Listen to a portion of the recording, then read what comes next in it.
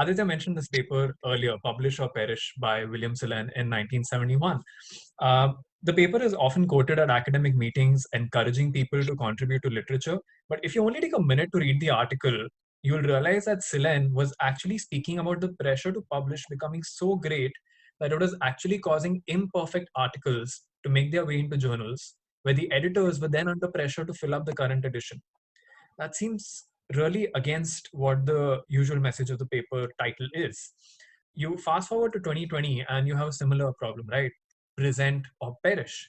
There's so much pressure on all young medical professionals to present regularly or likely be banished to the plane of irrelevance. Well, scientific meetings are gradually increasing the amount of time allotted to paper presentations. Well, they want to increase registrations and attendance, but this is arguably happening at the cost of the quality of presentation that leads to pictures like this being taken. There are several genuine reasons why we need to present papers at meetings, right? The first of which is maybe you want to be heard. You have a patient population that's special, or maybe you're doing something special in surgery that's causing an improvement in outcomes. Well, people may want to get onto that and do it in their own practice. It's a very nice tool to network, meet like minded individuals who are perhaps working in the same niche field.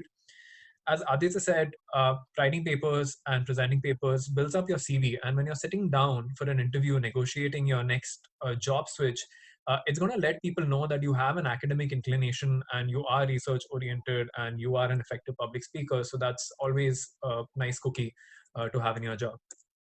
And the last reason is actually a little more pragmatic, right? You want to share your information with the world so that we can all progress together. That's what evidence based surgery is all about. Remember, at the end of the day, your gift is meant to enrich the scientific meeting and it's not meant to be endured.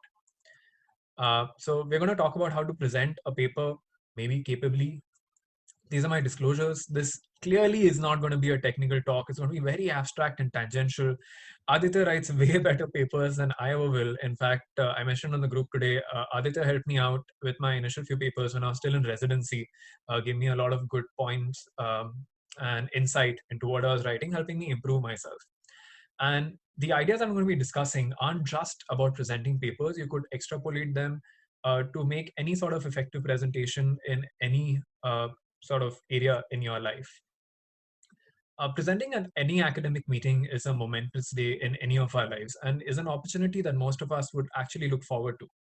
While it's certainly an exciting proposition, it may scare off some of us. We aren't all natural public speakers, and the entire experience can sometimes seem a little overwhelming. So remember the saying, well prepared is a job half done. The goal of the presentation is to give you some building blocks or maybe a rough blueprint. As such, you don't have to take in everything we discuss here. Use what suits you and suits the occasion best. I don't have any specialized training in how to present, but I have done it enough, crashed and burned a sufficient number of times to have developed a few pointers. So here are a few ideas that can make your presentation smooth. The talk is broadly divided into 4 sections. Let's hit the first one running. Now, prepping the matter is superbly important, but you must remember a paper presentation isn't the same as a journal article. This is a super important distinction. When you're writing a paper, you can elaborate upon several ideas and you take time to tie them in together. In an article, there's a unidirectional information spread. So the article has to be complete and dense. When you're presenting, however, it's only the novel parts of the research that need to be conveyed. Remember, the paper is now being heard, not read. Your audience is going to have a super limited attention span. So try to keep the matter simple and direct. Try to keep the language simple and use text boxes and recaps as much as you can. So this little box in blue is a recap of everything I discussed in the past few slides. Use this. It's going to keep your attention. It's going to keep your audience's attention on track, especially if they've let their mind wander the past few minutes. When you're working with a large amount of data, remember, highlight only the best ideas. Now, best may mean different things to different people. It may mean the most novel, the most central, the most relevant, most clever. Remember, you may be asked why you chose to concentrate on this idea, and you should be able to justify this choice. Details are super dirty, so try to stay away from a lot of them. Remember to break up your talk. This is along the same lines that Aditya discussed. There's going to be an introduction, M&M, results, discussion, and conclusion that's going to help keep your audience oriented. Just a small tip, when you're presenting, say things like, as we move on to the results section, because this is going to signify to your audience that one part of the presentation is over and you're moving ahead. Another small trick that I use really often is I use different background colors for different parts of the presentation. So it's a small subconscious visual cue that lets people know these ideas are done with, we're moving on to something new. Always know your audience. If you're, are you speaking to a panel of experts in the field? If yes, you would want to include finer details of your work. And usually I would say that includes an exhaustive comparison with other published work in the field. But if your audience consists of people who are new to the idea, spend more time building a foundation instead. This is a book that I am currently reading. It's called Start With Why by Simon Sinek. Take a look at what I did today. I didn't have my introduction slide until 7 slides into the presentation. I didn't even have any slide with my name up. I explained to you why you need to present and what it can do for your career. This hopefully caused you guys to sit up in your seats and pay attention. Similarly, when you're starting with the presentation, define the problem and explain why this is important. Why does it merit anyone's time and attention? If you're introducing a new idea or surgery to the audience, give them a vocabulary. Have a look at this line. TAR is a natural extension of an RS repair with division of the PRS as 2 points. Like, this is just abbreviations and jargon, right? It's not needed. So if your audience is not an AWR expert, I would say introduce and explain what you want fairly early in the presentation itself. In the materials and methods, remember, by and large, always talk about the type of study, what are the metrics that you have used for the outcomes, and any details of the technique. You can skip some of the other minor details, but never skip on these topics. Always avoid using these large, complex tables. Don't make the audience have to interpret your results. That's what you're there for, right? To explain your results to them. So instead, use small summary boxes. And if you have any important p-values, highlight them for any statistically tested associations that are important.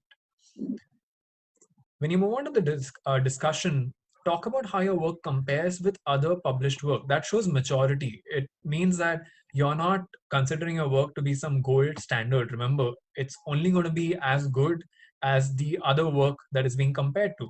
So use references and highlight them during the presentation. It's a sign of your humility who gives due credit to those whose work they've built upon. Draw attention to how the study could have been made more airtight. Yourself talk about the shortcomings. This will do something really important. It will diffuse any sort of difficult questions or comments coming from the audience later. Now, let's talk about making the presentation, right? Don't procrastinate. I can't stress this enough.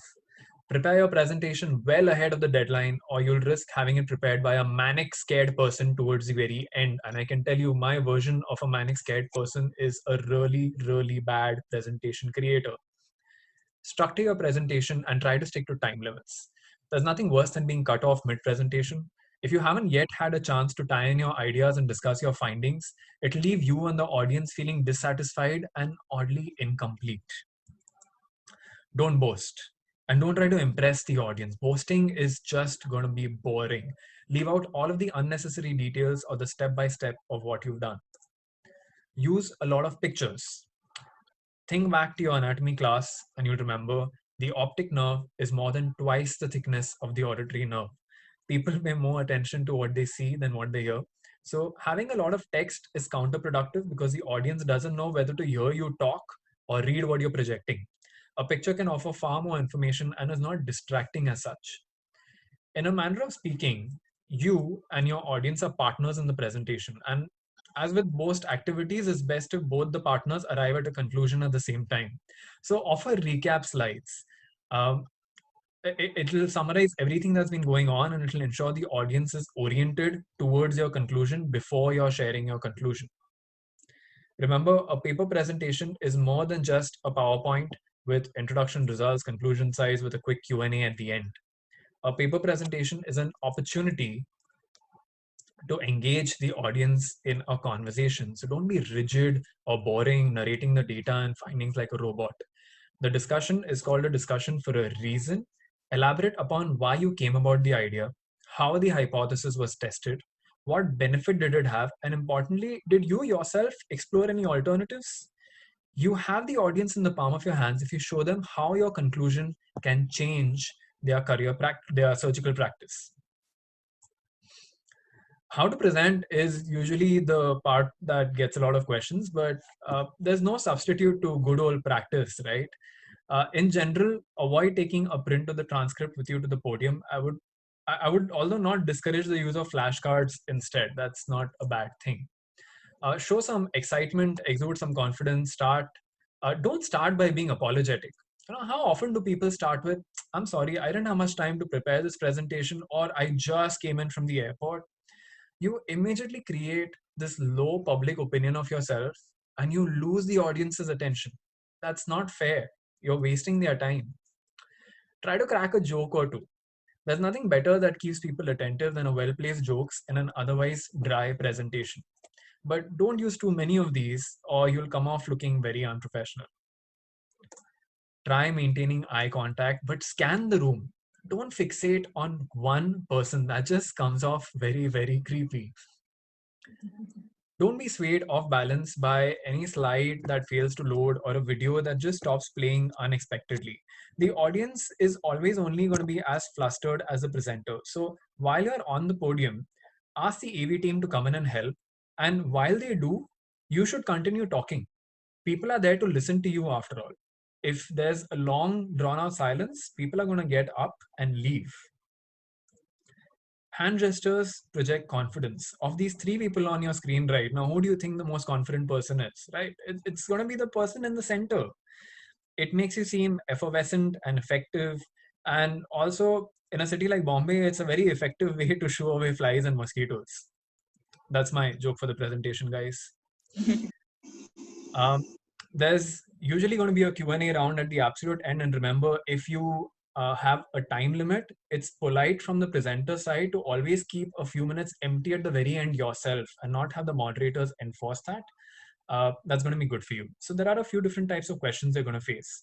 The first one is the genuine question, right? If you've yourself done your research and if you put in enough time and effort prepping, then these questions are not going to be any problem for you at all.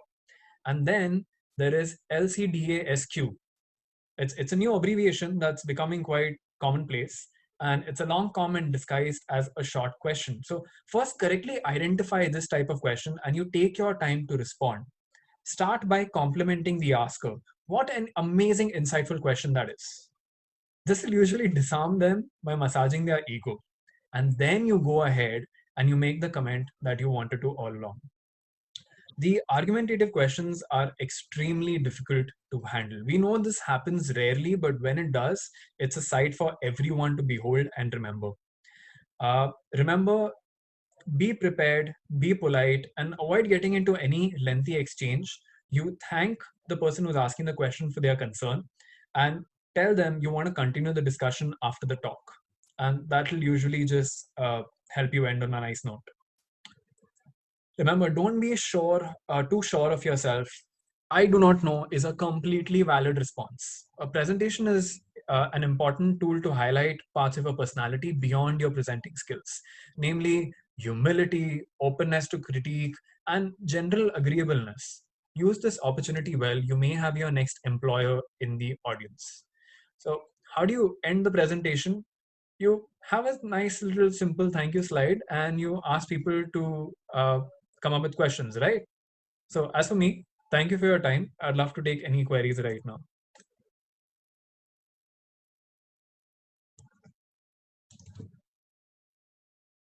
Super. I thought an excellent talk. Even the first time I heard it, I was super impressed. The only one thing I really had a question to ask you about, your, when you're actually presenting, when this is the time when you ask, when there are certain passive aggressive folks in the audience asking you questions, either because they've done some work in the domain that you are talking about, which may not agree with you, or they just want to put forward and they're not presenting on that day.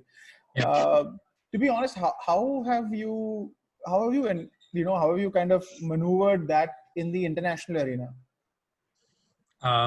I actually have had a problem with this guy from the Middle East who asked me a lot of tough questions at Sages about an adrenalectomy invited talk that we had. And he made some comment about the numbers that we had. He said, "Oh, yeah, you're talking about amazing numbers for what is essentially a very rare condition." And they were all honest numbers. I knew about it. I'd seen those cases being operated myself. And this is fresh out of my residency. So I kind of acknowledged first and foremost that the numbers were high. I agreed with him, but I also let him know that we were a tertiary care referral center. So apart from just being lucky with a sudden spike in these sort of cases showing up at our doorstep, we were primed to handle these cases. So it was good timing, plus the institute, plus the availability of these surgeons doing these type of surgeries. I give him due credit outright. I know how it seems. These numbers are particularly high, and to be honest with you, we haven't had this higher number being operated since. I told him that. Now, I don't think, I've seen most people, they get very angry, like, how dare he question me? But no, I think it's okay. We are all having an honest discussion right there. So that's fine. So acknowledge that they had a good question in the first place, acknowledge their concerns, and then you go about answering them. Right.